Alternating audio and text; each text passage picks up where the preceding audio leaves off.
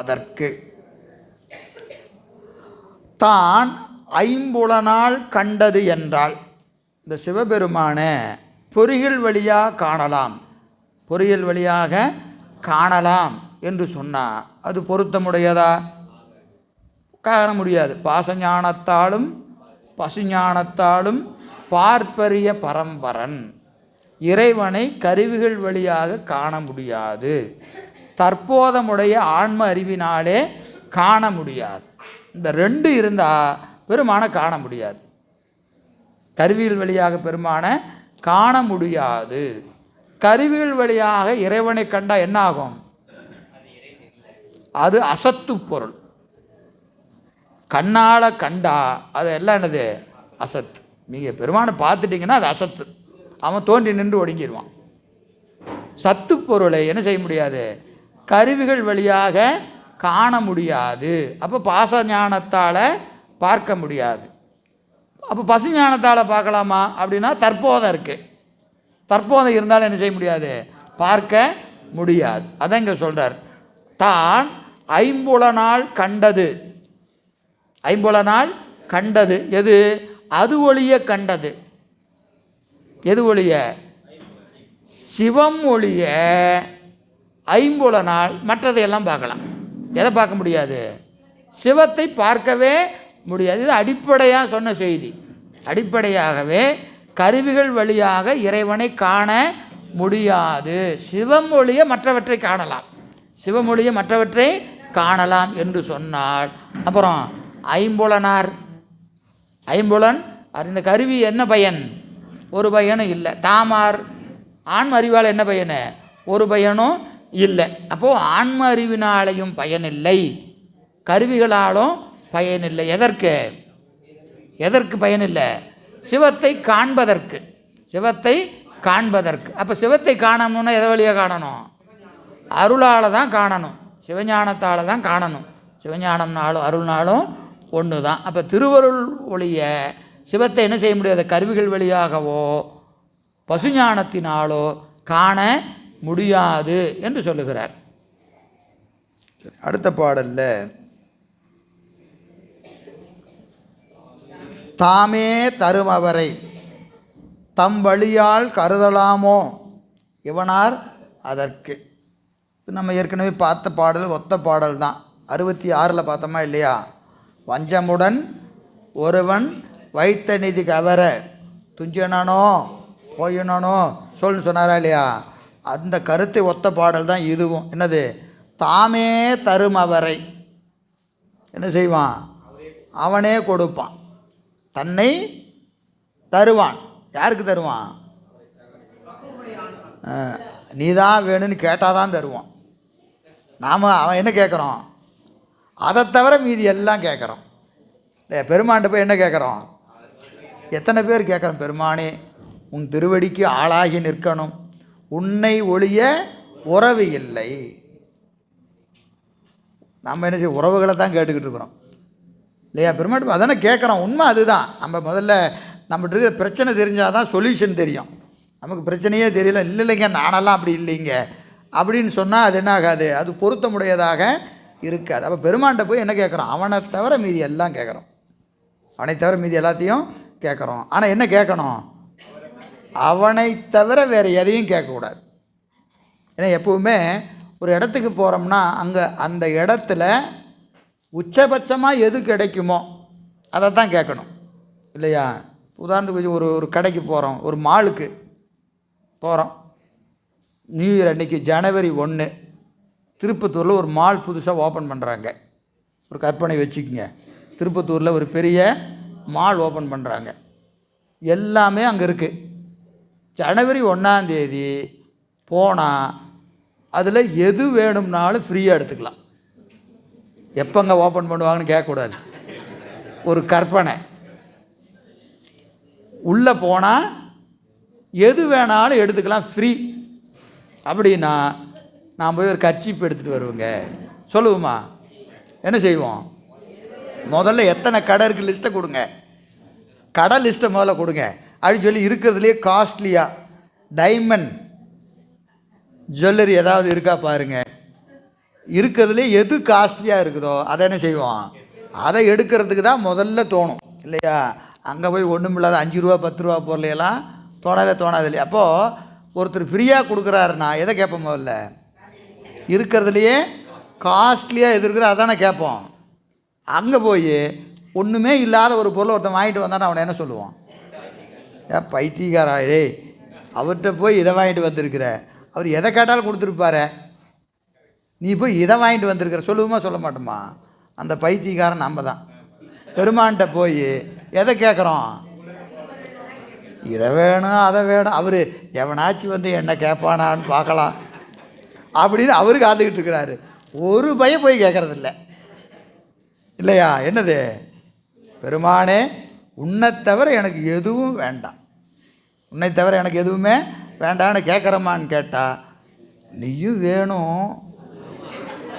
எப்படி கேட்போம், நீயும் வேணும் அப்படின்னாவே முடிஞ்சு போச்சு. இந்த வேணும் இழுத்தாவே முடிஞ்சுதுங்க, இல்லைன்னு அர்த்தம். கொடுக்கலாம் தான் அப்படின்னு என்ன அர்த்தம், கொடுக்க மாட்டேன்னு அர்த்தம். இப்போ ஒருத்தர் கேட்குறாருன்னு வச்சுங்க, ஏங்க அதை கொஞ்சம் கொடுக்குறீங்களா, கொடுக்கலாம் தான் அப்படின்னு என்ன தான், ஏதோ ஒரு காரணத்தை சொல்லி இல்லைன்னு சொல்ல போகிறோம். இல்லை என்பதற்கு ஒரு காரணம் என்னது, அது இழுத்தாவே தெரிஞ்சுக்கலாம் இல்லையா. அது மாதிரி பெருமானே நீயும் வேண்டும் அப்படின்னு முடிஞ்சு போச்சு இல்லைங்களா. நம சிவாய சிவாய நம 5 எழுத்து. நம சிவாய உலகம் வேணும், சிவாய நம சிவமும் வேணும் உலகமும் வேணும். இதே சிக்கல் தான் இல்லையா. அது என்ன ஆகணும், அடுத்த நிலைக்கு வரணும். என்னது, சிவைய ஐயோ எனக்கு உலகம் வேண்டாம் சாமி வரணுமா இல்லையா, வரணும். படிமுறையில் தான் வரும். முதல்ல உலகமே போதுன்னு சொன்ன ஆள் இப்போ எங்கே வரான், உலகமும் வேணும் சிவம் வேணும் வரான்னு வந்து அந்த அவ்வளவில் மகிழ்க. ஏன்னா ஆன்மா படிமுறையில் தான் விளங்கும், தப்பில்லை. ஆனால் அடுத்த நிலை போகணும். என்னது, உலகம் வேண்டா சிவமே பெரும் திரு எய்திட்டிலேன் நின் திருவடிக்காம் பவமே அருளுகண்டா எம் பரம்பரனே என்று கேட்குறாரா இல்லையா. சிவமே பெரும் திரு, பெரிய செல்வம். உலகத்தில் மிகப்பெரிய செல்வம் எது, திருவடி தான். திருவடி தான், அதை விட ஒரு பெரிய செல்வம் இல்லை. ஆனால் நம்மளால் முடியுதா, கேட்க முடியுதா. ஏன், தித்திக்கும் பால் தாடும் கைக்கும் பித்தம் இருக்கு, பித்தம் இருக்கு. அதனால் நம்மளால் என்ன செய்ய முடியல, கேட்கணுங்க. கேட்கணும் எப்போ தெரியாது, இப்போ கேட்குற மாதிரி இல்லை, இப்போ கேட்குற மாதிரி இல்லை இல்லையா. எனவே தாமே தரும் அவரை, தாமே அவன் என்ன செய்கிறான், தானாக தன்னை தருவான். தானாக தன்னை தருபவனை தம் வழியால் கருதலாமோ. நீங்கள் முயற்சி பண்ணி சிவத்தை நான் பிடித்து விடுவேன், சிவத்தை பிடித்து விடுவேன் என்று நான் பூசை பண்ணால் சாமி வந்துடுவார், நான் பூசை பண்ணால் சாமி வந்துடுவார் அப்படின்னு என்ன செய்யக்கூடாது. அப்படியெல்லாம் பண்ணால் பூசை பண்ணால் வரமாட்டார், அப்படியெல்லாம் பண்ணால் வரமாட்டார். அவராக வரணும், அவராக வரணும் இல்லைங்களா. அப்போது நம் முயற்சி இல்லை, நாம் முயன்றால் நடப்பதில்லை. இப்போ நடக்கிறதெல்லாம் யாரோடது, அவர் அதை நினைப்பதினாடு, அவருடைய சங்கல்பத்தினாடு இது நிகழ்ந்து கொண்டு இருக்கிறது. இந்த கணம் இது நிகழ்ந்து கொண்டு இருக்குன்னா யாருடைய விருப்பம், என்னுடைய விருப்பம் இல்லை, உங்கள் விருப்பமும் இல்லை. நான் விரும்பி வந்து இங்கே உட்கார முடியாது, நீங்கள் விரும்பி வந்தீங்க உட்கார முடியாது. இது யார் செய்கிறாரு, அவர் செய்கிறார். அவர் விரும்பியதாலே இது நிகழ்ந்து கொண்டு இருக்கிறதே அன்றி நம்ம விருப்பத்துக்கு இங்கே ஒரு வேலையும் கிடையாது இல்லைங்களா. விரும்பி இருந்தால் என்ன செஞ்சுருக்கணும், நான் விரும்பினதெல்லாம் நடக்கணும்னா எவ்வளவு என்னென்னமோ நடந்திருக்கணுமா இல்லையா. நான் 1000 நேரம் விரும்பி இருக்கிறேன், எல்லாமா நடந்தது இல்லையா. அப்போது அது திருவருள் சம்மதம் இருந்தால் தான் நடக்கும். நீங்களும் கேட்கணும்னு வச்சுக்கோங்க, நான் இப்படி வச்சுக்குவோம். நான் பேசணும்னு நினச்சா நான் எங்கே பேசணும்னு நினச்சிருப்பேன், எங்கெங்கேயோ பேசணும்னு நினச்சேன், அங்கெல்லாம் போய் பேசியிருக்கணுமா இல்லையா, பேசியிருக்கணும். அப்படியெல்லாம் பேசலை. ஏன்னா திருப்பத்தூர் தான் எனக்கு பெருமாள் விதிச்சிருக்கிறார்.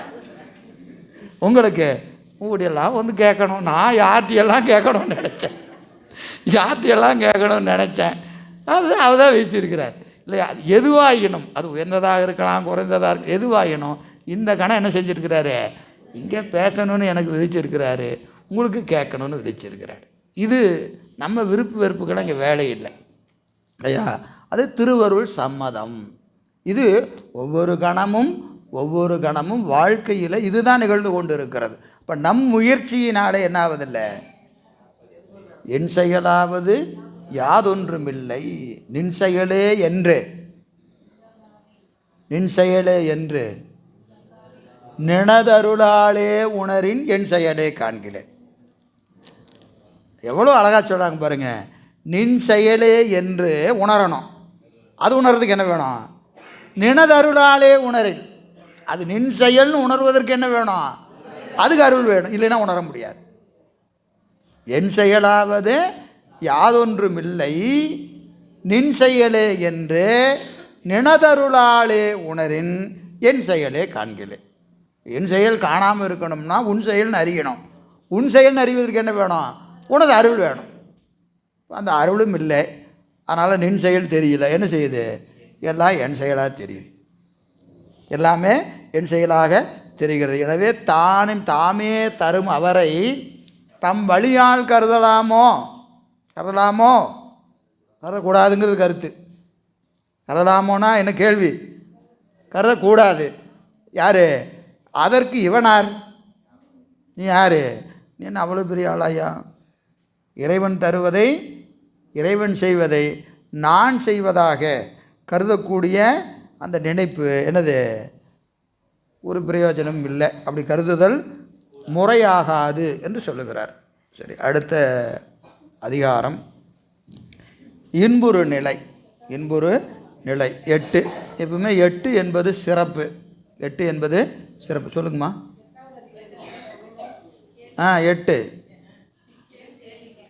8ஆம் அதிகாரம். சரிங்களா? இன்புறு நிலை. எப்பவுமே 8 என்பது ஒரு தனிச்சிறப்பு உண்டு இல்லைங்களா? 8ஆம் நூற்பா, 8வது நூற்பா திருவாசகம் என்று 8னோடு 2ம் அரியேனையே பட்டி மண்டபம் ஏற்றினை 8னோடு 2ம் அரியேனையே. 8னா என்னது? அகரம். தமிழ் எழுத்துக்களில் 8 என்பது ஆங்கிற எழுத்து 8 குறிக்கும். அகரம் என்பது எதை குறிக்கும்?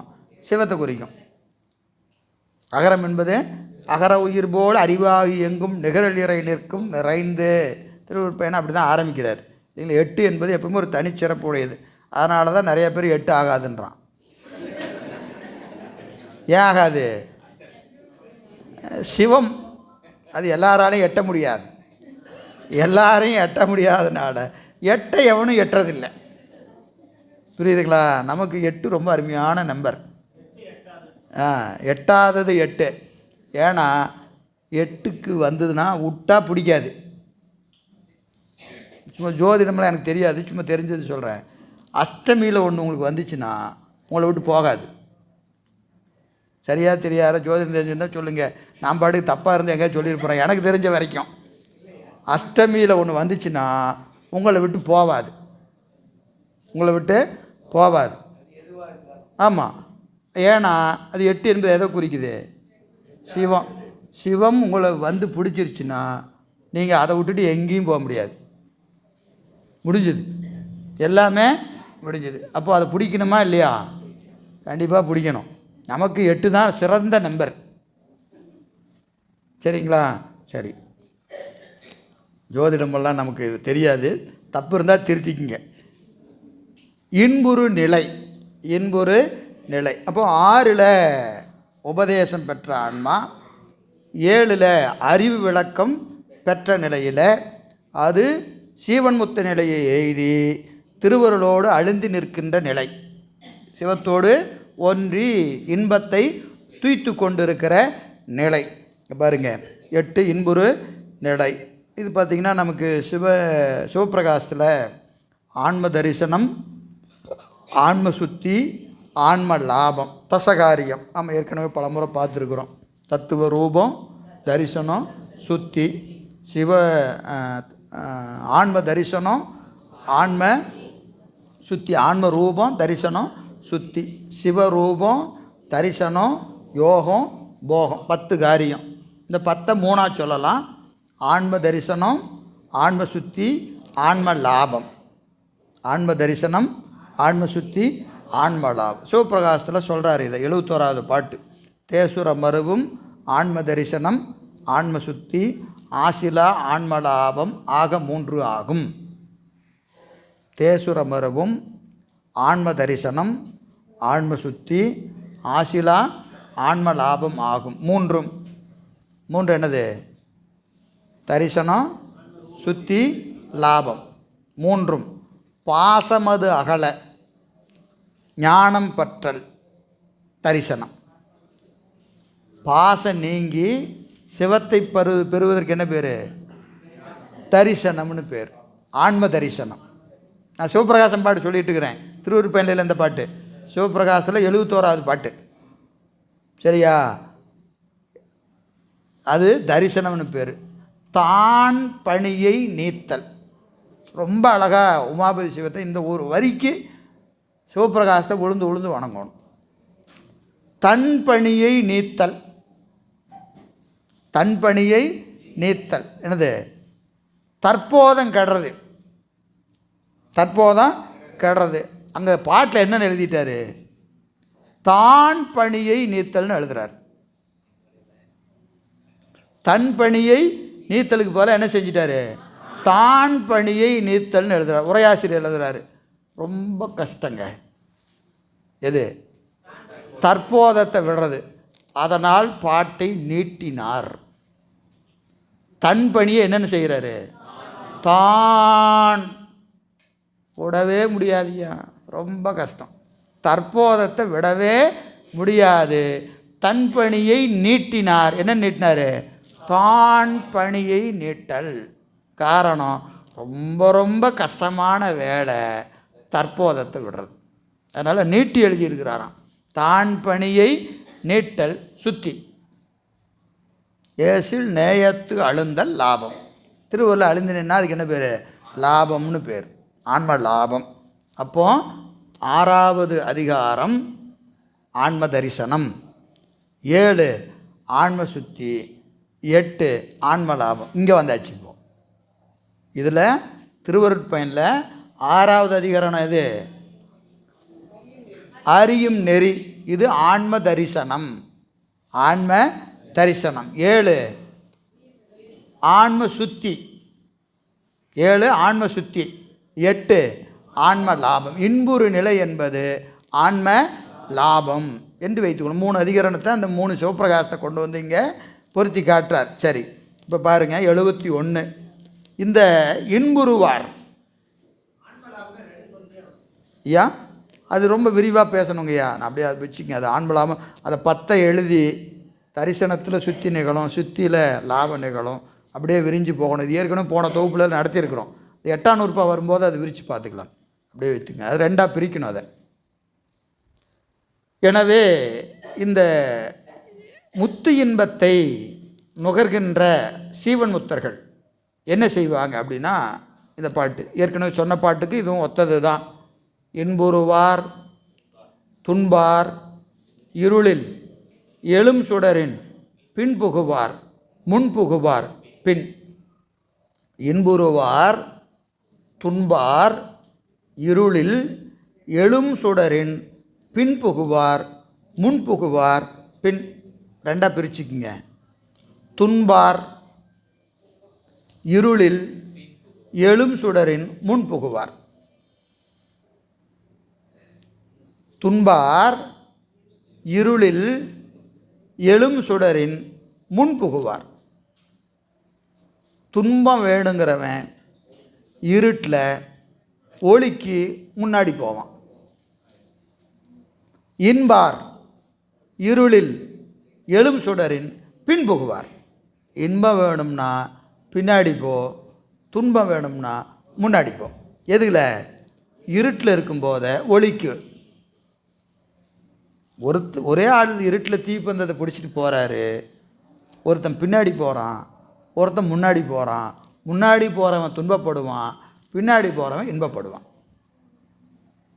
இதே பாட்டு எங்கே கேட்டீங்க?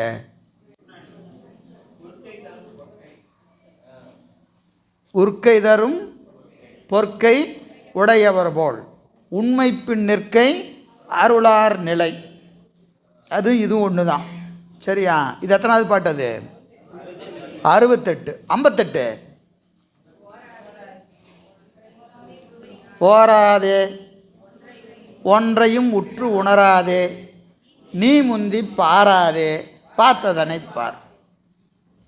முந்தி பாராதே, எதை செஞ்சாலும் முந்திட்டு வராத, அடங்கு, கொஞ்சம் அடங்கு. ஒன்றையும் போராதே, ஒன்றையும் ஒரு நான் செஞ்சேன்னு முன்னாடி வராத. எங்கே நிற்கணும்? பின்னாடி நில்லு, பின்னாடி நில்லு. இப்போ 58, 68, 71 மூணு என்னது? ஒரே கருத்து, ஒரே கருத்து. இப்போ ஒரே கருத்துடைய பாட்டை 3 தடவை ஏன் சொல்லணும்? கூறியது கூறல் குற்றம், கூறியது கூறல் குற்றம். அப்போது 3 தடவை ஏன் சொல்லணும்?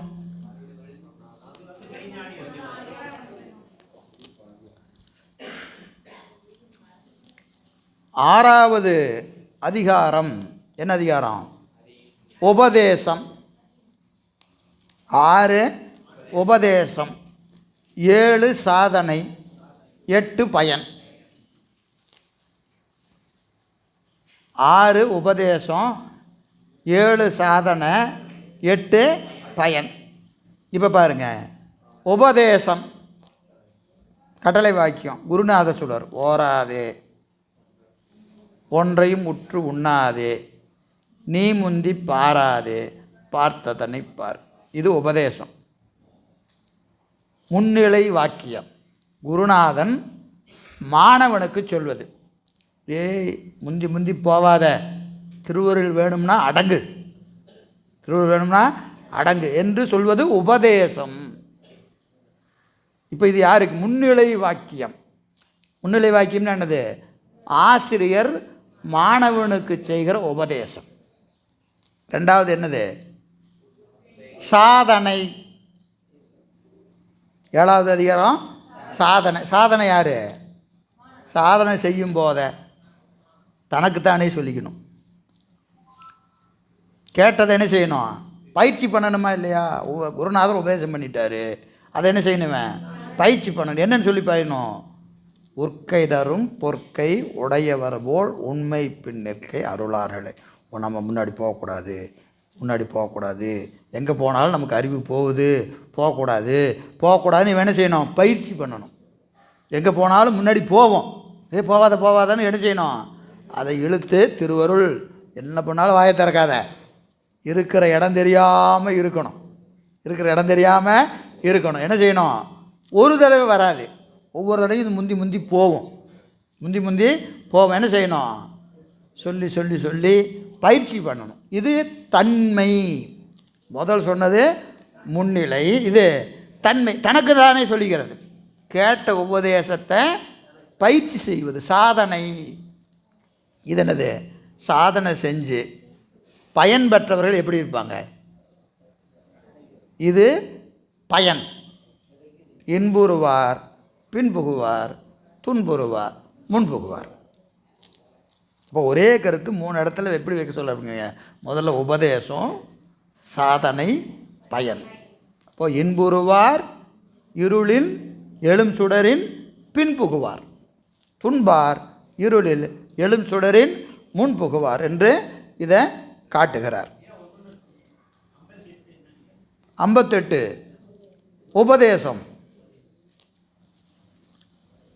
தலைப்பே அதுதானே, அதிகாரமே அதுதானே, உபதேசம்தான்.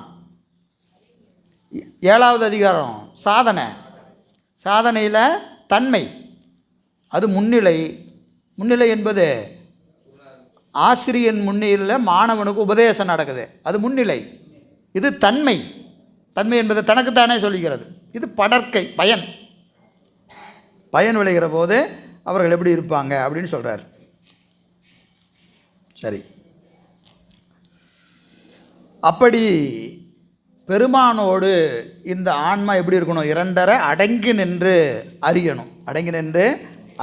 அப்படி அறிகிற போது எப்படி இருப்பாங்க அப்படின்னா அடுத்த பாடு சொல்கிற, இருவர் மடந்தையர்க்கு என் பயன் இன்பு உண்டாம் ஒருவன் ஒருத்தி உரின் இருவர் மடந்தையர்க்கு என்பயன் இன்பு உண்டாம் ஒருவன் ஒருத்தி உரின். அதாவது பரமான்மா சீவான்மா, பரமான்மா சீவான்மா. இப்போது ஒவ்வொரு சமயமும் என்ன சொல்லுது, ரொம்ப அத்துவிதம் படிச்சுமா இல்லையா? அத்துவிதம் ஒன்றாய் உடனாய் வேறாய். ஒன்றாய் சொன்னவர் யார்? சங்கரர். என்ன சொன்னார்?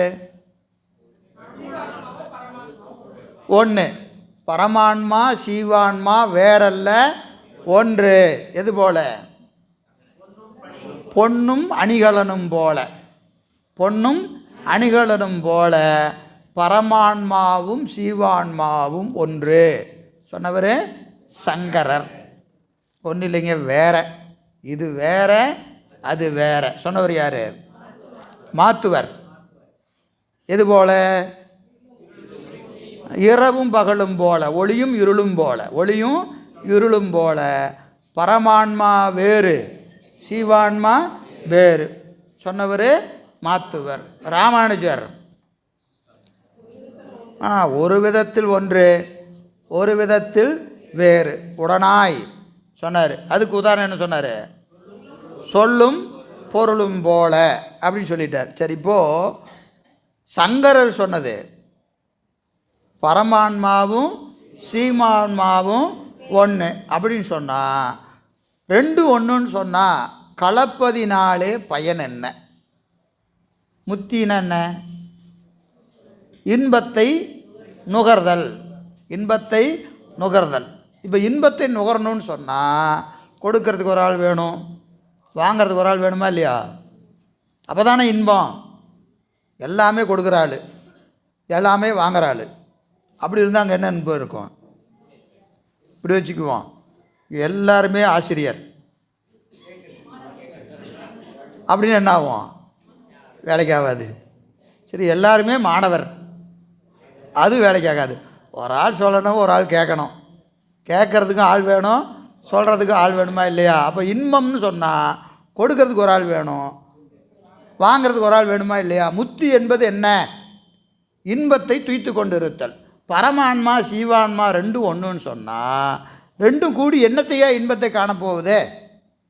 இருவர் மடந்தையர், ரெண்டு பெண்கள் கூடி என்ன சுகத்தை காண முடியும்? அப்போ எப்படி இருக்கணும்? ஒரு தலைவனும் தலைவியும் கூடினாதான் இன்பம் இல்லையா? ரெண்டு பேர் தலைவி கூடினா என்ன இன்பம் வரப்போகுது? ஒரு இன்பமும் வராது. அப்போ இன்பம் சொன்னால் ஒரு ஆடவன் ஒரு பெண்டிற் கூடணும் இல்லையா? அப்போ இவருக்கும் அவருக்கும் என்ன இருக்கணும்? வேறுபாடு இருக்கணும். ரெண்டு ஒன்றா இருந்தால் கூடுவதனாலே பயன் இல்லை. பரமான்மாவும் சீவான்மாவும் ஒன்றுன்னு சொல்லிட்டா அது பரமான்மா சீவான்மாவுக்கு என்னத்தை கொடுக்க போகுது? ஏன்னா பரமான்மாட்ட என்ன இருக்குதோ அது சீவான்மாட்டையும் இருக்கும். இங்கே அங்கே போனதுக்கப்புறம் அவர் என்னத்தை கொடுக்க போகிறார், இவர் என்னத்தை வாங்க போகிறாரு? அவர் இன்பத்தை கொடுப்பார்னா இவர்கிட்ட இன்பம் இல்லையா? ரெண்டும் ஒன்று தான். ஒரு லட்டில் பூந்தி இருக்குது, 4 பூந்தியை சேர்த்துனாலும் இந்த பூந்தி அந்த பூந்திக்கு இன்பத்தை கொடுக்குன்னு சொல்ல முடியுமா? எல்லாம் ஒரே பூந்தி தாயா இல்லையா? பரமான்மாவும் அதுதான், சீவான்மாவும் அதுதான். ரெண்டும் கூடுது, என்ன பிரயோஜனம்? ஒரு பிரயோஜனம் இல்லை. அப்போ அது முத்தின்னு எப்படி சொல்லுவீங்க? அது முத்தி ஆகாது. அதாங்க சொல்ல, இருவர் மடந்தையர்க்கு என் பயன். என்ன பயன்? இப்போ பயன் எது? ஒருவன் ஒருத்தி உரின். ஒருவன் ஒரு தலைவன் இருக்கணும், தலைவி இருக்கணும், ரெண்டு பேரும் கூடினா என்ன ஆகும்? இன்பம் பிறக்கும். இன்பம் பிறக்கும். அப்போ முத்தியில் பேரின்பத்தை தருவதற்கு சிவம் வேண்டும், பேரின்பத்தை நுகர்வதற்கு உயிர் வேண்டும். இந்த ரெண்டும் கூடினாதான் முத்தி. புரியுதா? அப்போது ஒருவன் ஒருத்தி உரி என்பது என்னது? ஒருவன் என்பது பெருமான், ஒருத்தி என்பது ஆன்மா. அப்போ ரெண்டும் கூடினா இன்பம் வரும். இப்போது இதை கொஞ்சம் கவனமான இடம். சைவ சித்தாந்தத்தில் நாயகன் நாயகி பாவம் கிடையாது. நாயகன் நாயகி பாவம் கிடையாது. வைணவத்தில் உண்டு. வைணவத்தில் என்ன உண்டு? நாயகன் நாயகி பாவம் உண்டு. யார்? அந்த வாசுதேவன். அவன் யார்? அவன் நாயகன். ஆன்மாக்கள்லாம் நாயகி. சரிங்களா? இப்போ ஆண்டாள் பாசுரம் இருக்கா இல்லையா? மார்கழி மாதம் ஆண்டாளுடைய திருப்பாவை. நம்ம என்ன பாடுவோம்? திருவம்பாவை பாடுவோம். அங்கே திருப்பாவையில் ஆண்டாள் வாசுதேவனை தன் கணவனாக நினைத்து பாடுவாள் இல்லையா? யார்? இப்போ வாசுதேவனோட கூடுறது தான் இன்பம்னு யார் பாடுவா? ஆண்டாள் பாடுவா. இங்கே திருப்பாவையில் திருவம்பாவையில்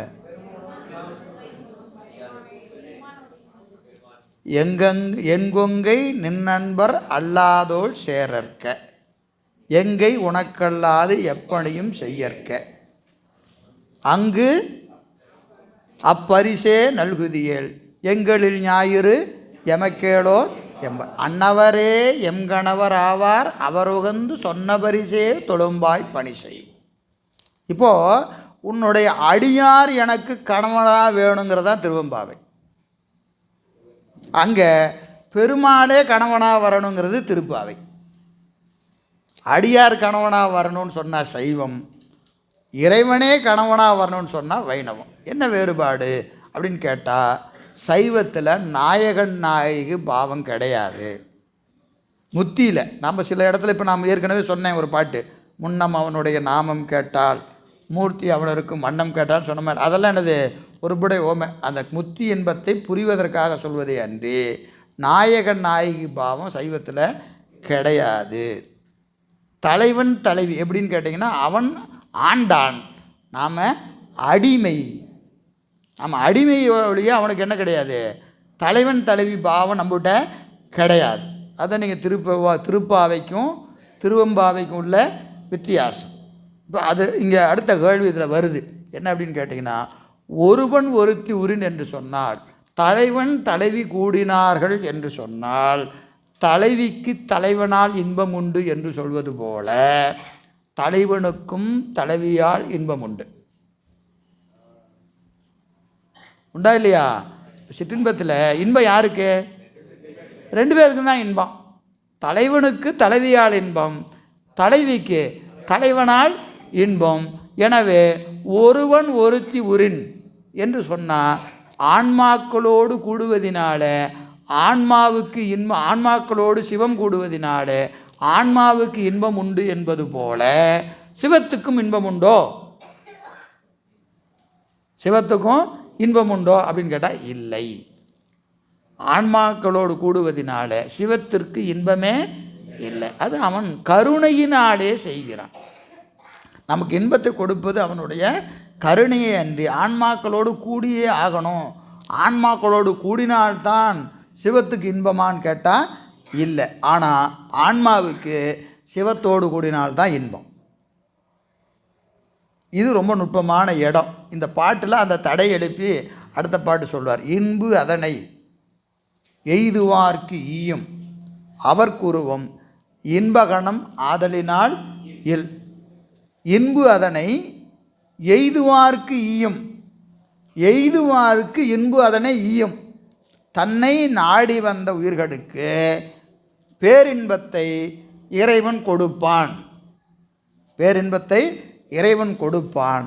அப்போ அவனுக்கு ஏதாவது இன்பம் உண்டா அப்படின்னு கேட்டால் அவனுக்கு இன்பு இல். அவனுக்கு இன்பம் அதனால் இல்லை. ஏன்? அவன் இன்பகணன், அவன் இன்ப வடிவினன். இறைவனுடைய எண்குணங்கள் ஒன்று என்னது? இன்ப வடிவினன். அவனோடு கூடுவதனால் அவனுக்கு இன்பம் ஒன்றும் இல்லை. அப்போ அவன் இன்ப வடிவமே அவன்தான். அவனை துய்ப்பதினால தான் இன்பமே ஒழிய அவனுக்கு நம்மால் ஒரு இன்பமும் இல்லை. காரணம், நாயகன் நாயகி கிடையாது. அப்போ அங்கே சொன்னது ஒருபடை ஓமை, கலப்பு. ஒரு தலைவனும் தலைவியும் கலப்பது போல ஆன்மாக்கள் சிவத்தோடு கலக்கும் என்பதற்கு ஒருபடை ஓமையே அன்றி அது என்ன ஆகாது? அவனுக்கும் நமக்கு இன்பம் உண்டான்னு கேட்டால் இல்லை. காரணம், அவன் இன்ப வடிவினன், அவன் இன்ப வடிவினன் என்று காட்டுகிறார். இன்பு அதனை எய்துவார்க்கு ஈயும் அவர்க்குருவம் இன்பகணம் ஆதலினால் இல். அப்போது இந்த உயிர் இறைவனோடு கூடுகின்ற நிலை எவ்வாறு என்பதற்கு அடுத்த பாட்டில் சொல்கிறார். தாடலை போலும் கூடி அவை தான் நிகழா வேற்றின்பக் கூடலை நீ ஏகமென கொள்.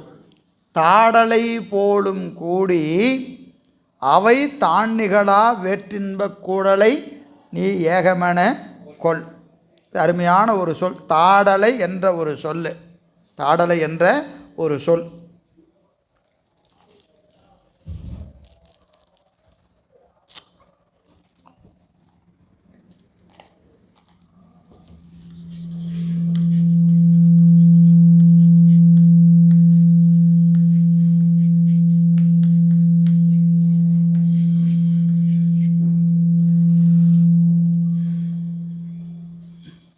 தாடலை என்ற சொல்லு தாள் கூட்டல் தலை என்று நிற்கும். ரெண்டு சொல்லு. இது ஒரு சொல்லு, இது ஒரு சொல்லு. இது ஒரு பொருள், இது ஒரு பொருள். தாள் என்பது திருவடி, தலை என்பது நம்முடைய தலை.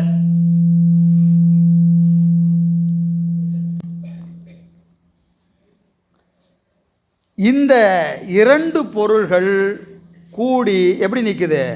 ஒன்றாய் நிற்கிறது.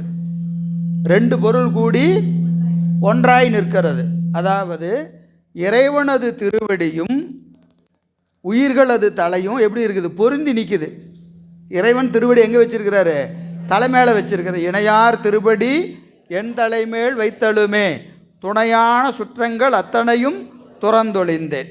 அப்படி அந்த திருவடி தலைமேல் இருக்கிற போது எப்படி இருக்குதான்? ஒரே பொருளாக தெரியுது. தலையும் காலும் எப்படி தெரியுது? ஒன்றா தெரியுது. பிரிக்கவே முடியல. சொல்லிலையும் பிரியல, பொருளையும் பிரியல. சொல்லிலையும் பிரியல, பொருளையும் பிரியலை. இதுபோல தாடலை என்ற சொல்லும் பொருளும் பிரியாதிருப்பது போல ஆன்மாக்கள் சிவத்தோடு கூடி நிற்கணும். சிவத்தோடு கூடி நிற்கணும். எப்படி? ரெண்டு பொருள். எது? சிவமும் ஆன்மாவும். ரெண்டு பொருள் கலந்தால் எப்படி தெரியணும்? ஒரே பொருள் தான் தெரியணும். ரெண்டு பொருள் தெரியக்கூடாது. சிவன் தனியாக தெரிஞ்சிருது, ஆன்மா தனியாக தெரியுதுன்னா அது என்ன ஆகாது? முத்தி ஆகாது. முத்தி ஆகாது. முத்தியில் என்ன தெரியணும்? ஒரே பொருள் தான் தெரியணும். ஒரே பொருள் தான் தெரியணும். அப்படிப்பட்ட அந்த கூடல், அப்படிப்பட்ட கூடல், அந்த கூடல் என்ன கூடல்? இன்பக்கூடல். அந்த கூடல் இன்பக்கூடல். ஆன்மா சிவத்தோடு கூடினால் அங்கே என்ன நிகழும்? பேரின்பம் விளையும். பேரின்பம் விளையும். பேரின்பம் விளையும்.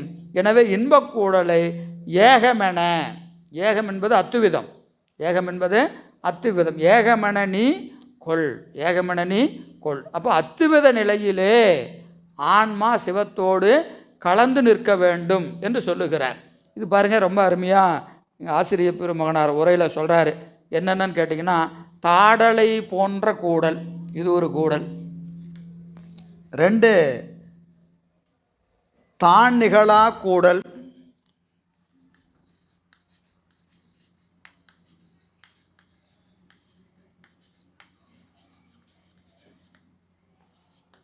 மூணு, இன்பக்கூடல்.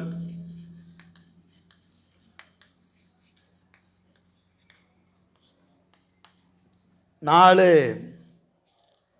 ஏகக்கூடல்.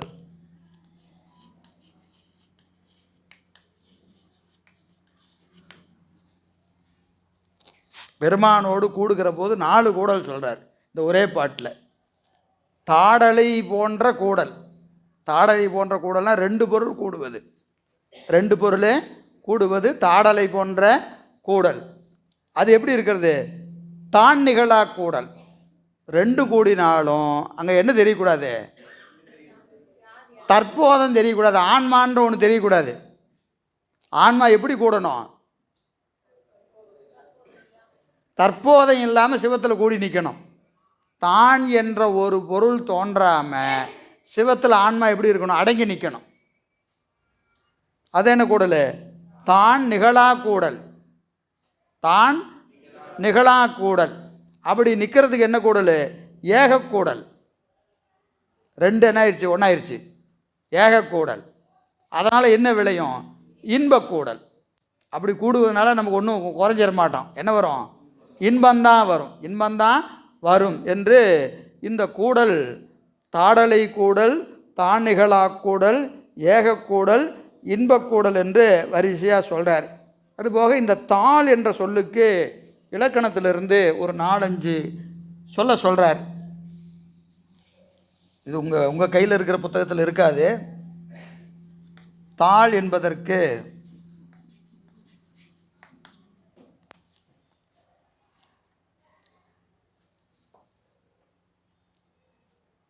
முயலுதல்னு ஒரு பேர் இருக்கு.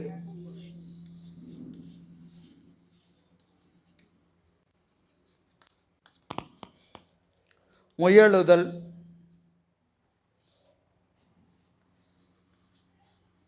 உள் நின்ற பொருளை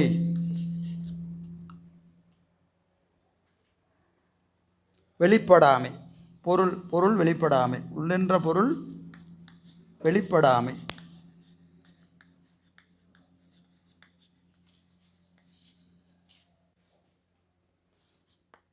மூணு, வெளி நின்றோர்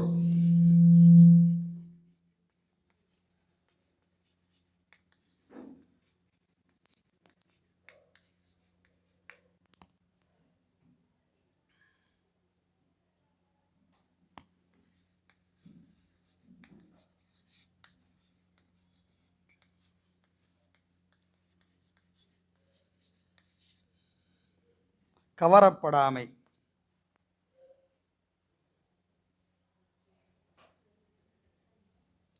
காப்பாய் நிற்றல்.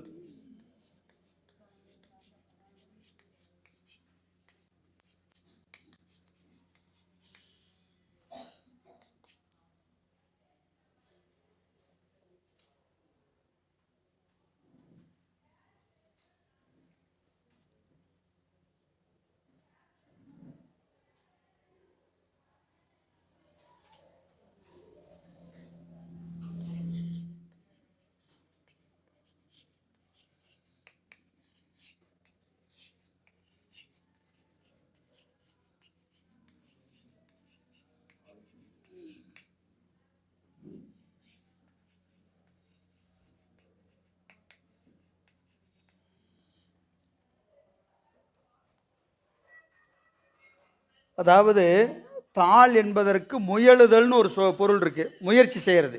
தாள் என்பதற்கு முயற்சி செய்தல்னு ஒரு பொருள் இருக்குது. இன்னொன்று, உள் நின்ற பொருள் வெளிப்படாமை. இப்போ கதவை சாத்தி இருந்தோம்னா உள்ளே என்ன இருக்குன்னு வெளியே இருந்து பார்த்தா தெரியாது. உள்ளே இருக்கிற பொருளை வெளியே தெரியாமல் இருக்கிறதுக்கு என்ன பேர்? தாள் இடுதல்னு பேர். சாத்தி வச்சுக்கிறது, உள்ளே இருக்கிறது வெளியே தெரியாமல் இருக்கிறது. அப்புறம் வெளி நின்றோர் உள் சென்று கவரப்படாமை, பூட்டி வச்சிடுறது. நம்ம வீட்டு போகும்போது பூட்டிட்டு தானே போகிறோம், உள்ளே இருக்கிறத யாரும் எடுத்துடக்கூடாது அப்படின்னு பூட்டிட்டு போகிறோம் இல்லையா, அதுக்கு என்ன பேர்? தாள்னு பேர். தாள் பால்னு சொல்கிறோமா இல்லைங்களா, தாள். 4வது, காப்பாய் நிற்றல். காப்பாய் நிற்றல், காப்பு. இந்த காப்பு இருக்கு இல்லைங்களா, அதுக்கு என்னது? தாள்னு பேர். கையில் அணிகிற காப்பு இருக்கு இல்லைங்களா, அதுக்கு தாள்னு பேர். 5வது, 2 முனைகளை ஒன்றா சேர்த்துனீங்கன்னா தாள் இடுதல்னு பேர். வலையில் இருக்குது இதுன்னா இந்த 2 முனை சேர்ந்துச்சுன்னா அதுக்கு என்ன பேர்? தாள்னு ஒரு பேர். ஒரு 5 பொருள் இருக்குது. அணிகளில் 2 முனையை சேர்த்துனா அதுக்கு என்ன பேர்? தாள்னு பேர். இந்த வெள்ளிக்காப்பு சொல்கிறோம் இல்லைங்களா, காப்புனா எப்படி இருக்குது? இப்படி சேர்ந்துருக்கும், 2 முனையும் ஒட்டிகிட்டு இருக்கும். அப்படி ஒட்டிகிட்டு இருந்தால் அதுக்கு காப்புன்னு பேர். ஒரு 5 வகையான பொருள் தருது. எதுக்கு? தாள். திருவடி. திருவடி இந்த 5 வேலையும் செய்தான். திருவடி இந்த 5 வேலையும் செய்தான். அந்த சொல்லிலேயே தமிழுக்கு எவ்வளோ சிறப்பு இருக்குது பாருங்கள். தாள்னா திருவடி, அந்த திருவடி என்ன செய்யுது? இந்த 5 வேலையும் செய்கிறது. என்ன அப்படின்னு கேட்டிங்கன்னா, முதல்ல தன் திருவடியை அடைந்தவர்கள் பேரின்பத்தை நோக்கி முயற்சி செய்யுமாறு செலுத்துமா. நீங்கள் போய் திருவடியில் சரண அடைஞ்சிட்டா பேரின்பத்துக்கு நோக்கி என்ன செய்யுமா? முயற்சி செய்வதற்கு நம்ம அறிவை செலுத்திக்கிட்டே இருக்குமா. முயற்சி எது கொடுக்கும்? தாள் கொடுக்கும், அந்த திருவடி கொடுக்கும். இந்த பேரின்பத்தை நோக்கி நம்ம பயணிக்கணும், அந்த முயற்சி ஒரு எழுச்சி நமக்கு வரணும்னா எது துணை செய்யணும்? திருவடி தான் துணை செய்யும். அப்போ முயலுதலை எது செய்யும்? பேரின்பத்தை நோக்கி முயற்சி செய்கிற முயற்சியை கொடுப்பது திருவடி என்று சொல்லுகிறார். அடுத்தது பார்த்திங்கன்னா, அங்கனம் சேர்ந்தோர் மீட்டும் அவ் ஆனந்த நிலையில் போத அசைவு இன்றி வெளிப்படாமை, அதாவது உள் நின்ற பொருள் வெளிப்படாமை. அப்படி முயற்சி செஞ்சு திருவடிக்குள்ளே போயிட்டா அது வெளியே வராமல் பாதுகாக்குமா. உள்ளே போனது வெளிப்படாமல், உள்ளே போயிட்டு அது வெளியே வராமல் இருக்கணும்னு என்ன செய்யணும்? பாதுகாக்கணும். உள்ளே விட்டு கதவை சாத்திடுறது. எதுக்குள்ளே விட்டு? பேரின்பத்துக்குள்ளே விட்டுட்டு திருப்பியும் உலகத்தை நோக்கி வருவான். வராமல் அவனை பாதுகாப்பு செஞ்சுக்கிட்டு இருக்குமா? எது? திருவடி. திருவடி தான் பாதுகாக்கும். நீங்கள் சிவஞான போதம் 9வது நூற்பா, சிவஞான போதம் 9வது நூற்பா, ஊனக்கண் பாசம் உணராப்பதியை ஞானக்கண்ணினில் சிந்தை நாடி உராத்துணை தேர்த்து என பாசம் உருவ தன்னிழலாம் பதி விதி என்னும் அஞ்செழுத்தே. 9வது நூற்பா. 3 அதிகரணம். 9வது நூற்பா 3 அதிகரணம். முதல் அதிகரணம் என்னது? ஊனக்கண் பாசம் உணராப்பதியை ஞானக்கண்ணில் சிந்தையை நாடி, இது முதல் அதிகரணம். 2வது அதிகரணம் உராத்துணை தேர்த்து என பாசம் முறுவ தன்னிழலாம் பதி, 2வது அதிகரணம். 3வது அதிகரணம் விதி என்னும் அஞ்செழுத்தே. சரி, விதி என்னும் அஞ்செழுத்தே புத்தகம் வச்சுருக்கீங்களா? வைக்கல. சரி, மேற்கோள் 3வது நூற்பா 3வது அதிகரணத்துக்கு மேற்கோள். இனி இவ்விடத்து சீபஞ்சாக்கரத்தை விதிப்படி உச்சரிக்க. சீபஞ்சாக்கரத்தை விதிப்படி உச்சரிக்க. இவ்விடத்து, எவ்விடத்து அப்படின்னா சாதனை செய்யும் போதே ஆன்மா என்ன செஞ்சிட்டு இருக்குது? சாதனை செஞ்சுக்கிட்டு இருக்கு. அஞ்செழுத்து சொல்லி பூசை பண்ணிக்கிட்டு இருக்கு. அப்போது அஞ்செழுத்தை விதிப்படி உச்சரிக்க, விதிப்படி உச்சரிக்க. குருநாதன் உனக்கு கொடுத்தபடி அஞ்செழுத்தை சொல்லு. எங்கே சொல்கிறாரு? 9ஆம் நூற்பால் நிற்கிற ஆன்மாவுக்கு. 9ஆம் நூற்பால் இருக்கிற ஆன்மா அஞ்சு எழுத்தை எப்படி சொல்லணும்? விதிப்படி உச்சரிக்க அப்படின்னு சொல்கிறார். இனி இவ்விடத்தை சீபஞ்சாக்கரத்தை விதிப்படி உச்சரிக்க. இது மேற்கோள். எங்கே? 9வது நூற்பா 3ஆம் அதிகரணம் மேற்கோள். ஏன் சொல்லணும்? ஏது காரணம்? ஏதுன்னு என்னது? காரணம். என்ன சொல்கிறாரு? இவ்வான்மா ஞானம் பிரகாசித்தும், இவ்வான்மாக்களுக்கு ஞானம் பிரகாசித்தும் அஞ்ஞானத்தை வேம்பு தின்ற புழு போல நோக்கிற்றை நோக்கி நிற்கும் ஆதலால் ஆன்மாக்களுக்கு என்னாச்சு?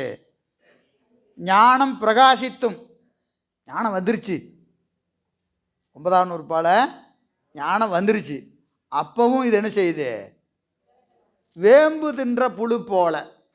வேப்ப மரத்தில் அந்த வேப்பம் பழத்தை சாப்பிட்ட புழு என்ன செய்யும்? சர்க்கரை கட்டியில் கொண்டு போய் விட்டாலும் சர்க்கரை சாப்பிட்டு நல்லா தான் இருக்குது, வேப்பம்பழமும் நல்லா தான் இருந்ததுங்க. ஏன்னா பழக்கம், நீண்ட நெடிய கால பழக்கம். நீண்ட நெடிய காலம் எதில் இருந்திருக்கு? வேப்பம்பழத்தையே தின்னு வந்ததுனால இதுக்கு வேப்பம்பழமும் எப்படி செய்யும்? இனிக்கும். சர்க்கரை கட்டியில் உக்காந்தாலும் இது எதை நினைக்கும்? வேப்பம்பழத்தை நினைக்கும்.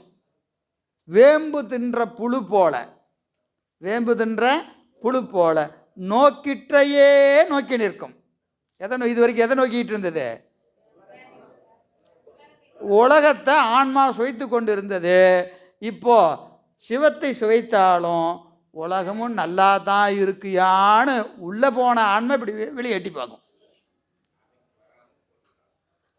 அப்போ என்ன செய்யணும்? அஞ்செழுத்தை விதிப்படி உச்சரிக்க. அப்படி பார்த்த உடனே அஞ்செழுத்து சொல்லிடு. எப்பெல்லாம் உனக்கு உலகம் நல்லா இருக்கிற மாதிரி தெரிஞ்சதுன்னா நம்ம சிவாய நம்ம, அது உனக்கு என்ன உபதேசமோ அது சொல்லுன்றார். இவ்விடத்து சீபஞ்சாக்கரத்தை விதிப்படி உச்சரிக்கன்னு எங்கே சொல்கிறாரு? அங்கே சொல்கிறார். அதான் இங்கே உள்ளே போனவன் வெளியே போவான். போகாமல் காப்பது எது? தாள். தாளாகிய திருவடி, திருவருளாகிய அஞ்செழுத்து எல்லாம் ஒன்று தான். திருவருள்னாலும் திருவடினாலும் அஞ்செழுத்துனாலும் ஒன்று தான். அப்போ இது என்ன செய்யுது? வெளி நின்றோர் உட்சென்று கவரப்படாமை ஒன்று. அடுத்தது உள் நின்றோர் வெளிப்படாமை. உள் நின்றோர் வெளிப்படாமை ஒன்று. இன்னொன்று வெளி நின்றோர் உட்சென்று கவரப்படாமை. அப்புறம் வெளியே நிற்கிறவன் என்ன செய்வான்? நம்மளை பிடிச்சி இழுப்பான். போட இந்த மாப்பிள்ளை நீங்கள் நானும் எப்படி இருந்தோம், என்னண்ணா திடீர்னு என்ன பட்டைக்கட்டையெல்லாம் போட்டுக்கிட்ட, எப்போ கேட்டாலும் கோயிலுக்கு போகிறங்கிற, வாடா ஒரு நாள் அப்படியே போயிட்டு வரலான்னு என்ன செய்வான்? கூப்பிடுவான். வா வா வான்னு கூப்பிடுவான். கூப்பிட்டாலும் என்ன செய்யணும்? போகாமல் எது காப்பாற்றும்? திருவருள் தான் காப்பாற்றும், திருவடி தான் காப்பாற்றும். அப்போ வெளி நின்றோர் உள்சென்று கவரப்படாமை. அப்புறம் காப்பாய் நிற்றல். எல்லா இடத்துலையும் நமக்கு ஒரு அரணாய் நின்று காப்பது எது? திருவடி தான். அரணாய் நின்று அந்த ஒரு நமக்கு பல அந்த விருப்பு வெறுப்புகளும் திருவருளை வலுவுகிற காலம் வராமல் நம்மளை எது காப்பாற்றும்? இந்த திருவடி தான் காப்பாற்றும். அப்புறம் அணியின் இருமுனையும் இணைத்தல் போல திருவருளையும் சிவத்தையும் ஆன்மாவை என்ன செய்யும்? உடனின்று இணைப்பது இந்த திருவடியாகிய தாள் என்று இந்த சொல்லிலேயே 5 பொருள் நான் வச்சு காட்டுறார். ஒரு ஆசிரியருடைய உரையில் சிறப்பாக இருக்குது. அந்த வகையில் இந்த திருவடி தாள் தலை போல அவை இறைவனோடு என்ன செய்யணும்? தாடலை போல கூடி அவை தான் நிகழா வேற்றின்ப கூடலை நீ ஏகமென கொள். கடைசி அணியினுடைய இருமுனை இருக்கா இல்லையா? அதுபோல சிவத்தையும் உயிரையும் இணைப்பது. 2 முனை இணைப்பது போல எதை இணைக்குது? சிவத்தையும் உயிரை எது இணைக்கும்? திருவருள் தான் இணைக்கும். ஏன்னா நம்ம எதை பற்ற முடியும்? திருவருளை தான் நம்ம போய் பற்ற முடியும். சிவத்தை போய் பற்ற முடியாது. சிவத்தை கொண்டு எது சேர்த்தோம்? திருவருள் தான் சேர்த்தோம். அதனால் சிவனையும் சீவனையும் இணைப்பது, சிவனையும் சீவனையும் இணைப்பது எது? திருவருள் தான் என்று காட்டுறார். உபதேச மந்திரம் திருவருள் எல்லாம் ஒன்று தான். சரி, அப்போது இந்த அத்துவிதம்னு சொல்கிறீங்களே, அத்துவிதம்னா என்ன, எது அத்துவிதம் என்பதை அடுத்த பாட்டில் விளக்கமாக சொல்கிறார். ஒன்றாலும் ஒன்றாது, இரண்டாலும் ஓசை எழாது, என்றாலும் ஒன்றன்று, இரண்டும் இல். ஒன்றாலும் ஒன்றாது, 2 ஒன்றுன்னு சொல்லிட்டா கூட வேண்டிய அவசியம் இல்லை. வேற வேறன்னு சொல்லிட்டா கூடவே கூடாது. ஒன்றாலும் ஒன்றாது, 2 ஒரு பொருள்னு சொல்லிட்டா எதுக்கு கூடணும்? கூட வேண்டிய அவசியம் இல்லை. கூடினா என்ன ஆக போகுது? நீரோடு நீர் சேர்ந்தார் போல என்று ஐக்கியவாதி சொல்லுவார். நீரோடு நீர் சேர்ந்தார் போல சிவமும் ஆன்மாவும் எப்படி சேருது? தண்ணியும் சேர்த்துற மாதிரி. இப்போ உதாரணத்துக்கு வச்சுக்கோங்க, ஒரு டம்ளரில் இந்த பக்கம் தண்ணி இருக்குது, இந்த பக்கமும் தண்ணி இருக்குது. நீங்கள் ஐயா இந்த தண்ணி கொஞ்சம் கொடுக்குறீங்களா அப்படின்னு கேட்குறீங்க. நான் என்ன செய்கிறேன்? 2ஐயும் ஒரு ஆற்றுறேன். ஆற்றிட்டு இந்தாங்க பிடிங்க அப்படின்னு சொன்னால் நீங்கள் என்ன யோசிப்பீங்க? என்ன செஞ்சார் இவர்? என்ன இருக்கணும்? இது மோர், இது தண்ணி, என்ன செய்யலாம்? கலந்து கொடுக்கலாம். இல்லை ஒரு சர்க்கரை தண்ணி, இது ஒரு வெறுந்தண்ணி, கலந்து கொடுக்கலாம். இல்லை இது உப்பு தண்ணி, இது வெறுந்தண்ணி, கலந்து கொடுக்கலாம். ஏதோ ஒன்று. இதுவும் என்னவாக இருக்கணும்? வேறு வேறையாக இருக்கணும். இதுக்கும் அதுக்கும் ஏதாவது ஒரு வேறுபாடு இருக்கணும். ஒன்றுமே இல்லை, 2 ஒரே தண்ணி. நான் என்ன செய்கிறேன்? ஆற்றி இந்தாங்க இதை குடிங்க அப்படின்னு கொடுத்தா என்ன ஆகும்? நல்லா தான் இருந்தார், ரொம்ப நேரம் பேசுனதுனால இப்படி ஆயிட்டாராட்டிருக்குது நினைப்பீங்களா? நினைக்க மாட்டிங்களா? ஏன் கலக்க வேண்டிய அவசியமே இல்லை. 2 ஒன்று தானே. 2 ஒன்றா இருக்கும்போது அது கலக்க வேண்டிய அவசியம் இல்லை. ஒன்றாலும் ஒன்றாது. அத்துவிதம் சொன்னால் பொன்னும் மணியும் போல அப்படின்னு சொன்னால், பொன்னையும் மணியும் எதுக்கு சேர்த்துறீங்க? அதுவும் தங்கம்தான், இதுவும் தங்கம்தான். அது சேர்ந்து என்ன ஆக போகுது? இல்லையா? அப்போ முத்தி என்பது அங்கே என்னாச்சு? பயன் இல்லை. கலப்பதினால ஒரு பயனும் இல்லை. இல்லைங்க. இரவும் பகலும் போல, ஒளியும் இருளும் போல, வேற அப்படி சொல்லலாமாண்ணா? சேரவே சேராது. இரவும் பகலும் சேரவே சேராது. அப்போது ஒன்றுன்னா சேர வேண்டியதில்லை, வேற வேறனா சேராது. ஒன்றாலும் ஒன்றாது, இரண்டாலும் ஓசை எழாது. ஓசை எழாதுன்னா சேர முடியாது, பேச்சுக்கே இடமில்லை, சேருன்னு சொல்ல வேண்டிய அவசியமே இல்லை. என்றாலும் ஒன்றன்று இரண்டும் இல். அப்போ என்ன, நீங்கள் என்ன தான் சொல்ல வரீங்க? ஒன்றுன்னு சொல்கிறீங்களா, வேறன்னு சொல்கிறீங்களா? ஒன்றுமல்ல இரண்டுமல்ல. இது நல்லா இருக்குதே. ஒன்றுமல்ல இரண்டுமல்ல. ஒன்றுமல்ல என்பது என்னது? பரமான்மாவும் சீவான்மாவும் ஒன்றல்ல, வேறு வேறு, வேறு வேறு. அதான் வேறு வேறுன்னு தான் ஏற்கனவே சொல்லியிருக்கிறாரு. ஒருத்தர் ஏற்கனவே வேறு வேறுன்னு சொல்லியிருக்கிறாரா இல்லையா? யார் சொன்னா? மாத்துவர். அவர் சொன்ன வேற நான் சொல்லலை. அவர் என்ன சொன்னார்? இரவும் பகலும் போலன்னார். கூடவே கூடாது. இரவும் பகலும் கூடவே கூடாது. நம்ம வேறு வேறுங்கிறதுக்கு என்ன உதாரணம் சொல்கிறோம்? உடலும் உயிரும் போல, உடலும் உயிரும் போல. ரெண்டு வேற வேற தான், ஆனால் எப்படி நிற்கும்?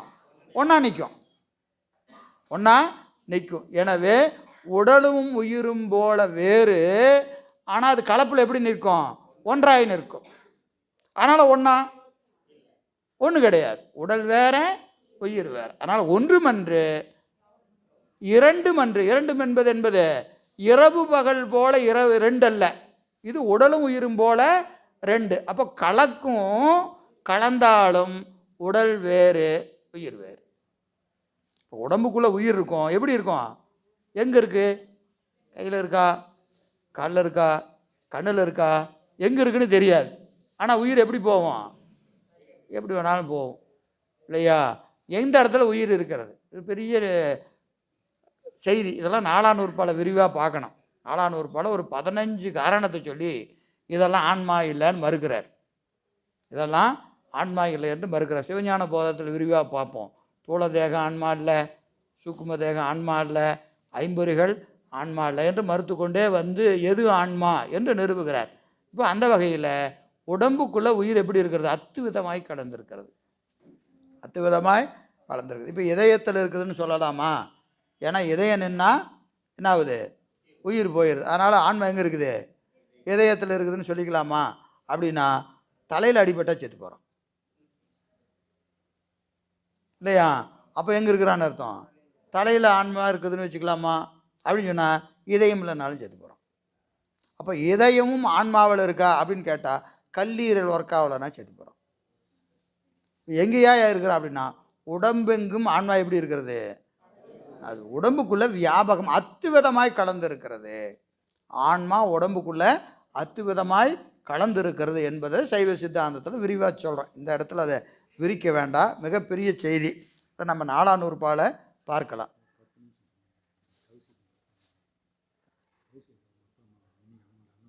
சரி சரி. எனவே அது ஒன்றுமல்ல இரண்டும் அல்ல. இப்போ அத்துவிதம் என்பது நம்ம உண்மை விளக்கத்தில் பார்த்தோம் இல்லைங்களா?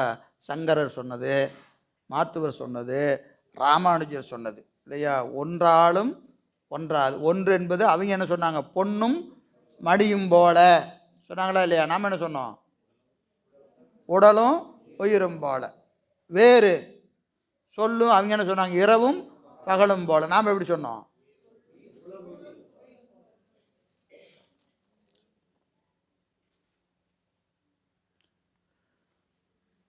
உடனாய் சொல்லும் பொருளும் போல. நம்ம சொன்னது சொல்லும் பொருளும் போல. எனவே அவர்கள் சொன்ன ஒன்றாய் வேறாய் உடனாய் என்பதை மறுத்து நாம் என்ன செய்கிறோம்?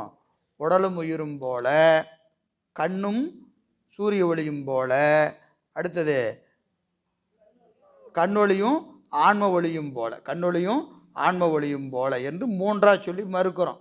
அதுக்குள்ளே போக வேண்டாம், ஏற்கனவே நடத்தின செய்தி தான், அதுக்குள்ளே போனால் ரொம்ப நேரமாகும். எனவே அத்துவிதம் என்பது ஒன்றாய் வேறாய் உடனாய் மூணு சேர்ந்தது தான் அத்துவிதம். மூணு சேர்ந்தது தான் அத்துவிதம். எனவே ஒன்றாலும் ஒன்றாது, இரண்டாலும் ஓசை எழாது, என்றாலும் ஒன்றுமன்று இரண்டுமன்று, ஒன்றன்று இரண்டும் இல் என்று இங்கே அத்துவித இலக்கணத்தை சொல்லுகிறார். சரி, அடுத்த பாடல். உற்றாரும் பெற்றாரும் ஓவாது உரையொழிய பற்றாரும் அற்றார் பவம். உற்றார், பெற்றார், அற்றார், 3 பேர் சொல்றார். உற்றார், பெற்றார், அற்றார், இது யாரு அப்படின்னு கேட்டிங்கன்னா, சிவய என்கின்ற மந்திரத்தை பெற்றவங்க. அதாவது நிர்வாண தீக்கை, நிர்வாண தீக்கை பெற்றவர்கள் 3 திறத்திலே நிற்பர். 3 திறத்தில் நிற்பர். நம்ம மந்திரம் ஏற்கனவே சொல்லியிருக்கிறோம். தூள பஞ்சாக்கரம், சூக்கும பஞ்சாக்கரம், அதிசூக்கும பஞ்சாக்கரம், அதிசூக்கும காரண பஞ்சாக்கரம், காரண பஞ்சாக்கரம், அதிசூக்கும காரண பஞ்சாக்கரம். நம சிவாய, சிவாய நம, சிவய சிவ, சிவ சி, இந்த 5 படிநிலை. இதில் இந்த உபதேசம் என்று சொன்னாவே எதை குறிக்கும்? 3வது தீக்கை தான், நிர்வாண தீக்கை தான். நிர்வாண தீக்கை தான். இங்கே 8ஆம் நூற்பான்னு சொன்னாவே அது என்னது? நாமா நீங்கிரணும், நாமா நீங்கிரணும், உலக போகம் நீங்கிரணும், அதுதான் உபதேசம். மற்ற 2 என்னது? அது அதை பெறுவதற்கான வழி. நிர்வாண தீக்கை பெறுவதற்கான வழி தான் என்னது? சமயமும் விசேடமும். 2ம் அது உபச்சாரமாக தீக்கைன்னு சொல்லலாம். ஆனால் உண்மையில் எங்கெல்லாம் தீக்கை தீக்கை என்று வருகிறதோ அதெல்லாம் எதை குறிக்கும்? நாமா நீங்கியது தான், நாமா நீங்கணும், அதுதான் முழுமையான தீக்கை என்று சொல்லப்படும். அப்போது இந்த தீக்கையை பெற்றவர் எப்படி இருப்பாங்க அப்படின்னு கேட்டிங்கன்னா, முதல்ல சாதனை செய்பவர்கள், அடுத்தது அருள் விளக்கம், ஆனந்த விளக்கம், 8ல் உபதேசம், சிவஞான போதம் 8ல் உபதேசம். பெருமான் குருநாதனாக என்ன செய்கிற? ஐம்புல வேடரின் அயர்ந்தனை வளர்ந்து என தம்முதல் குருவுமாய் தவத்தினில் உணர்த்த விட்டு அந்நியம் இன்மையின் அரண்கழல் செலுமே என்று பெருமான் இருவினை ஒப்பு மலபரிபாகம் சத்தினிவாதம் வாய்க்கப்பட்ட ஆன்மாக்களுக்கு தமது முதலே குருவாய் தவத்தினாலே உணர்த்தும். தவமுடைய ஆன்மாக்களுக்கு பெருமானே என்னவா வருவான்? குருநாதனா எப்பா நீ ஐம்புல வேடலில் மயங்கி இருக்கிற, நீ மன்னவ குமாரன், நீ மன்னவ குமாரன், எனவே வேடுவர் கூட்டமெல்லாம் இல்லை, நீ பேரின்பத்திற்குரியவன், சிற்றின்பத்துக்குரியவன் அல்ல, எனவே உலபோகத்தை விட்டு சிவபோகத்தை நீ அனுபவிப்பாயாக என்று உபதேசம் செய்வார். யாருக்கு? பக்குவமுடைய ஆன்மாக்களுக்கு. தவமுடைய ஆன்மாக்களுக்கு பெருமானே நேராக உபதேசத்தை செய்வார். உபதேசம் செஞ்ச உடனே அதிதீவிர பக்குவமுடைய ஆன்மா, அதிதீவிர பக்குவமுடைய ஆன்மா என்ன செய்யும்? கேட்ட உடனே திருவடிக்கு போயிடும். பெற்றான் சாம்பன் போல உபதேசம் நிகழ்ந்த உடனேயே கேட்ட உடனே சிந்தித்து அப்படியே தெளிந்து அப்படியே நெட்டை கூடி திருவடிக்கு போயிடுவாங்க. இது அதிதீவிர பக்குவமுடைய ஆன்மா. மந்தம், மந்ததரம், தீவிரம் ஆகிய 3 சத்தினிபாதமுடைய ஆன்மாக்கள் கேட்டதுக்கப்புறம் என்ன செய்யும்? சிந்திக்கும், அப்புறம் தெளியும், அப்புறம் நெட்டை கூடும். 8ஆம் நூற்பா கேட்டல், உபதேசத்தை கேட்டாச்சு, கேட்ட உடனே இது என்ன செய்யும்? சிந்திக்கும். சிந்தனையாவது என்ன? சிந்தனை என்பது பூசணை தான். கேட்ட உடனே சிந்திக்கிறதுன்னு என்னது? அப்படி யோசிச்சு இது என்ன சொன்னார் இப்படி சிந்திக்கிறது இல்லை இல்லையா? என்ன சொன்னார், நானு சொன்னார், மானு சொன்னார், அதில் சிந்திக்கிறது என்னது? கேட்டதை சாதனை செய்கிறது. இப்போ குருநாதர் உபதேசம் பண்ணிட்டார், பூசை இப்படி பண்ணு, உனக்கு இது உபதேசம் மந்திரம், அகப்பூசை இப்படி பண்ணு, புறப்பூசை இப்படி பண்ணு, இப்படி நில்லுன்னு என்ன செய்கிறாரு? உபதேசம் சொல்லிட்டார். இது கேட்டு என்ன செய்யணும்? தினந்தோறும் அதை பயிற்சி பண்ணணும். அகப்பூசையும் புறப்பூசையும் அஞ்செழுத்தையும் சொல்லி சொல்லி இது என்ன செய்யும்? சாதனை பண்ணோம். இதுக்கு தான் சிந்தித்தல்னு பேர். இப்போ 8 கேட்டல், 9 சிந்தித்தல். பூசை பண்ண பண்ண பண்ண பண்ண பண்ண இதுக்கு அறிவு விளங்கிக்கிட்டே வரும். அறிவு விளங்கி திருவருள் விளங்கும். பூசை செஞ்சால் ஒரு பயன் இருக்கா இல்லையா? அது என்னது? திருவருள் விளங்கும். திருவருள் விளங்கும். விளங்குனா இது என்னது? 10. 8ல் கேட்டல், 9ல் சாதனை, 9ல் சாதனை, 10ல் அருள் விளக்கம். என்னது? அருள் விளக்கம். அருள் விளக்கம். திருவருள் விளங்கி நிற்கும். திருவருள் விளங்கி நிற்கும். திருவருளில் இது ஒடுங்கும். திருவருள் இது என்னாகும்? அப்படியே ஒடுங்கும். ஒடுங்கின உடனே என்னாகும்? இன்ப விளக்கம், ஆனந்த விளக்கம் சிவத்தில் போய் சேர்ந்துடும். எங்கே போய் சேரும்? சிவத்தில் போயே சேரும். யகரமாகிய உயிர் வகரத்தில் ஒடுங்கும். வகரம் கொண்டு போய் சிகரத்தில் ஒடுக்கிடும். சிகரத்தில் ஒடுக்கிடும். இதுதான் இங்கே 8, 9, 10.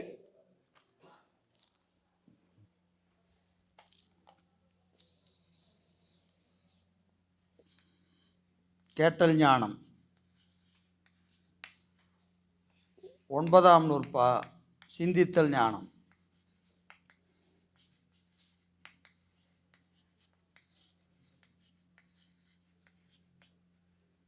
10ஆம் நூற்பா. தெளிதல் ஞானம்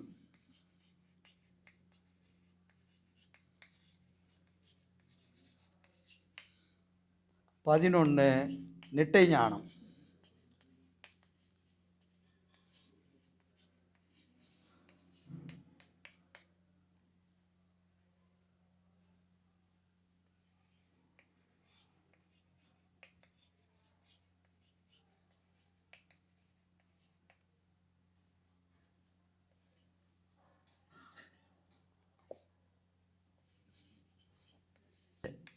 சிவைய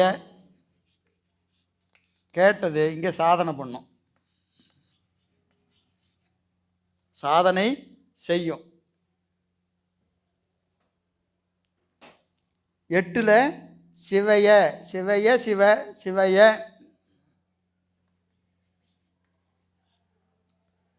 உபதேசத்தை கேட்ட ஆன்மா 9ல் உபதேசத்தை என்ன செய்யும்? சாதனை பண்ணும். அதுக்கு சிந்தித்தல் ஞானம். சிந்தித்தல் ஞானம். சிந்தித்த நிலையில் அதுக்கு என்ன பிறக்கும்? தெளிவு பிறக்கும். தெளிவுனா என்ன தெளிவு? அருளில் ஒடுங்கிறதான் தெளிவு. அருளில் ஒடுங்கணும். அருளில் ஒடுங்கணும். ஒடுங்கிட்டால் அது என்னது? தெளிதல்னு பேர். அருளில் ஒடுங்கிட்டால் என்ன ஆகும்? சிவம் விளங்கும். சிவம் விளங்கும். இதுதான் இங்கே இந்த பாட்டில் சொல்கிறாரு. உற்றாரும் பெற்றாரும் ஓவாது உரையொழிய பற்றாரும். உரையொழிய பற்றார் பேசா அனுபூதி பிறந்ததுவே. அனுபூதின்னு என்னது? பேசாமல் இருக்கணும். பேச்சு முதல்ல நிற்கணும். பேச்சு முதல்ல நிற்கணும். பேச்சு நிற்கிறதுனா வாயில் இல்லை, இங்கே அறிவில். வேறு புறச்சிந்தனை இல்லாமல் எது ஒழியணும்? அப்படியே திருவருளையே நினைக்கணும். அதுக்கு அனுபூதி உரை ஒழிதல்னு பேர். உரைமாண்ட உத்தமந்தன் சொல்லுங்க திருவாசகம். உரை மாண்டவாபாடி வான்கட்டு மாறுதம் நீர் அலர் நீர் கெடிலும் தான் கெட்டல் இன்றி சளிப்பறியா தன்மையனுக்கு ஊன் கெட்டு உயிர் கெட்டு என் உணர்வு கெட்டு நான் கெட்டு. இதெல்லாம் கடணும். ஊன் கடனும், உயிர் கடனும், நான் கடனும் இல்லையா? இதெல்லாம் கேட்டால் தான் உரை கெடணும். உரை கெடும் இல்லையா? அப்போது ஓவாது உரையொழிய பற்றார். உரையொழிய பற்றார். உரையொழிய பற்றார் 9. பற்றார் என்ன பற்று? உரையொழிய.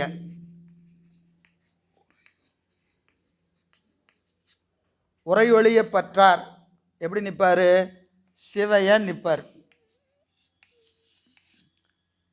பெற்ற அந்த உபதேசத்தை சாதனை செஞ்சிட்டு இருக்கும்போது இவர்கிட்ட என்ன இருக்கும்? சிவையன் நிற்பார். சிவையானே நிற்பார். சிவையான் நிற்கிறதுனா வெறும் இது எழுத்து மட்டும் பார்க்கக்கூடாது. இங்கே என்ன தெரியுது? 3 எழுத்து இருக்கா இல்லையா? என்னென்ன தெரியுது? சிவம் தெரியுது, திருவருள் தெரியுது, உயிரும் தெரியுது. சாதனை செய்யும்போது என்ன தெரியும்? ஆன்மாவும் தெரியும். நான் பூஜை செய்கிறேன், நான் பூஜை செய்கிறேன், நான் பூஜை செய்கிறேன்னு தான் செஞ்சுக்கிட்டு இருக்கோம். புரியுதா? உபதேசம் பெற்றாலும் இது என்ன செய்யும்? தற்போதும் அதுக்கு இருக்கும். அப்போது சிவமும் தெரியும், அருளும் தெரியும், ஆன்மாவும் தெரியும். ஆன்மாவும் தெரியும். அது வரைக்கும் இதுக்கு என்ன ஆகாது? பேச்சு நிற்காது. பேசிக்கிட்டு தான் இருக்கும். நான் அப்படி பண்ணேன், இப்படி பண்ணேன், அதை பண்ணேன், இதை பண்ணேன். இது நல்லா ஞாபகம் வச்சுங்க. 3ஆம் நிலை தீக்க வாங்கினதுக்கு அப்புறம் சாதனை செய்கிற ஆன்மா. அதுக்கு என்ன தெரியும்? தற்போதும் இருக்கக்கூடாதுன்னு நல்லா தெரியும். ஆனாலும் அது என்ன செய்யும்? வேம்பு தின்ற புழு போல. அதான் 9. இப்போ நான் சொன்னேன்னா இல்லையா? நோக்கிற்றை நோக்கி நிற்கும். அப்போ என்ன செய்யணும்? 5 எழுத்து திரும்ப திரும்ப சொல்லிக்கிட்டே இருக்கணும். ஐயோ, எப்போ பார்த்தாலும் எனக்கு இப்படி நினப்பு வந்துக்கிட்டே இருக்கே, என்னை பற்றிய நினைப்பு எனக்கு வந்துக்கிட்டே இருக்கு. திருவருள் என்று சொல்ல முடியலையே, திருவருள் என்று நிற்க முடியலையே, திருவருளே கதி என்று நினைக்க முடியலையே. வாசனாமலம் பலகாலம் பழகிருச்சு. எப்படி பழகிருச்சு? நான் செய்தேன், நான் செய்தேன், நான் செய்தேன்கிற தற்போதத்தோடு பழகினதுனால இதுக்கு என்ன செய்ய முடியல? தற்போதத்தை விட முடியல. அப்போ அது எப்படி நிற்கும்? சிவம் தெரியும், திருவருளும் தெரியும், தானும் தெரியும். இதுக்கு திரிபுடி ஞானம்னு பேர். என்ன ஞானம்? திரிபுடி ஞானம். காண்பான், காணப்படும் பொருள், காட்சி 3 நிகழும். 3 நிகழ்வு வரைக்கும் இது என்னது? விபரீத உணர்வு, ஐயக்காட்சி, திரிபு காட்சி, இப்படியே சொல்லிக்கிட்டே இருக்கும். இது யார்? உரை ஒளிய பற்றார். உரை ஒளிய பற்றார். அப்புறம் யார்? உற்றார்.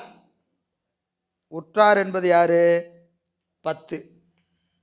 இவர்கள் உற்றார். இவர் எப்படி நிற்பாங்க? சிவன் நிற்பாங்க. போய் எதில் ஒடுங்கிருச்சு? இப்போ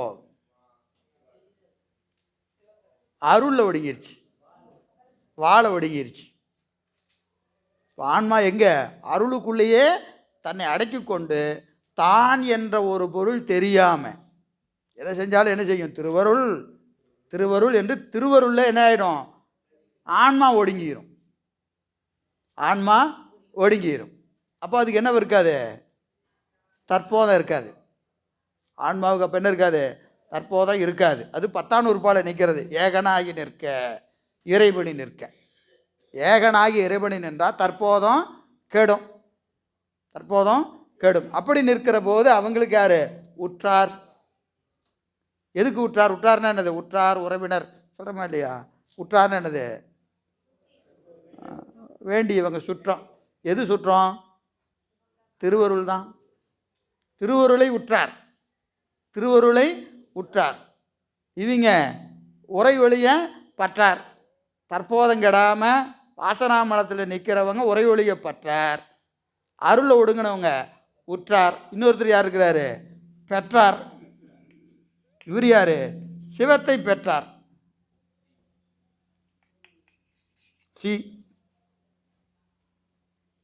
இவர்கள் தான் நிட்டை கூடியவர்கள். முத்தி நிலையை அனுபவி இங்கே வாழ்கிற காலத்திலேயே, இந்த மண்ணுலகிலேயே வாழ்கிற போதே திருவடி இன்பத்தை துய்த்து கொண்டு இருப்பார்கள். சீவன் முத்தர்கள், நிட்டை கூடியவர்கள். இங்கே 3 பேர்த்துக்கு பிறப்பில்லை. யாராருக்கு? உற்றாருக்கும் பெற்றாருக்கும் உரை ஒளிய பற்றாருக்கும் மீள மண்ணுலகில் பிறக்க மாட்டார்கள். அற்றார் பவம், பவம் அற்றார். அவங்களுக்கு என்ன கிடையாது? மீள இங்கே பிறக்க மாட்டாங்க. மீள பிறக்க மாட்டாங்க. அப்போ சிவாய அதாவது நமசிவாயன்னு சொல்கிற வரைக்கும் பிறப்பு உண்டு, சிவாய நமன்னு சொல்கிற வரைக்கும் பிறப்பு உண்டு.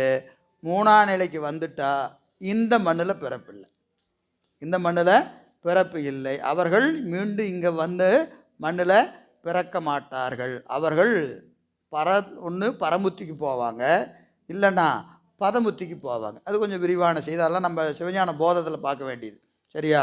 எனவே இந்த 3 என்ன கிடையாது? பிறப்பு இல்லை, பிறப்பு இல்லை என்று இங்கே இந்த கருத்தை சொல்கிறாரு. மீதியை நம்ம மதியம் அமர்வில் பார்ப்போம்.